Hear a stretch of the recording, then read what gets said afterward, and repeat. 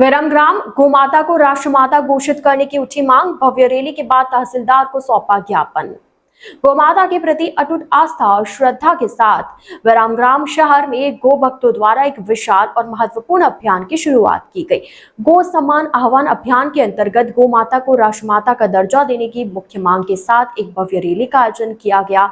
राष्ट्रमाता का दर्जा देने के लिए आधिकारिक रूप से राष्ट्रमाता घोषित किए जाने की मांग की गई है। पूरे देश में गोहत्या पर पूर्ण प्रतिबंध लगाने के लिए कड़े कानून बनाने की मांग की गई है। गो सम्मान आह्वान अभियान के तहत आयोजित इस रैली में बड़ी संख्या में हिंदू संगठन, सामाजिक कार्यकर्ता और गो भक्त शामिल हुए। विरमगाम की सड़कों पर निकली इस रैली में माहौल पूरी तरह से भक्तिमय नजर आया। हाथों में बैनर और गो माता के जय घोष के साथ लोग उमड़ पड़े।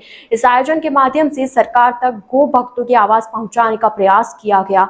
रैली के अंत में गो भक्तों और विभिन्न संगठनों ने नेताओं द्वारा मामलतदार को आवेदन पत्र सौंपा गया। इस ज्ञापन में गो माता को राष्ट्रमाता का दर्जा देने और गोवंश की सुरक्षा के लिए सख्त कानूनी प्रावधान करने पर विशेष जोर दिया गया। रिपोर्टर धरा पटेल, साणंद, अहमदाबाद।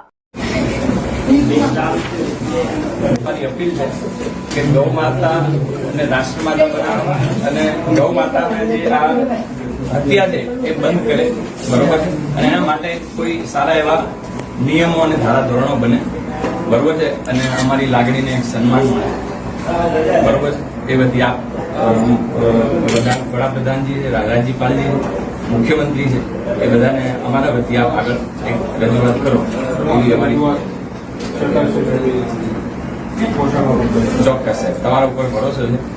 અને સાહેબ હમણાં આપણે વિરમગામમાં 2 ગૌ હત્યા થઈ હતી નવલપુરના રોડે, બરાબર, હજી સુધી એ લોકોને પકડી નથી લાયા અને એ લોકોને પકડીને લાવે તો જો ગૌ માતાને હત્યા કરવા માટે વિરમગામના આખા રસ્તા ઉપર જે લોકો ફર્યા છે એ રૂટ ઉપર એમનું સરઘસ કાઢવામાં આવે અને જાહેરમાં એમને જે કંઈ સજા કરવી જોઈએ નમૂના રૂપ દાખલા ગૌરક્ષામાં આજે ભારતભરમાં દિવસની 80,000 થી લાખ ગાયો રોજ કપાઈ રહી છે, કતલખાને જઈ રહી છે। સરકાર કહી રહી છે કે ના, કઈ એકેય ગાયનું એક્સપોર્ટ થતું નથી અમારા દ્વારા, તો આ ગાય ક્યાંક ને ક્યાંક તો કતલખાને જઈ રહી છે, એના ઉપર પ્રતિબંધ લાવે સરકાર, એના માટે કડક કાયદાનું અનુકરણ કરે।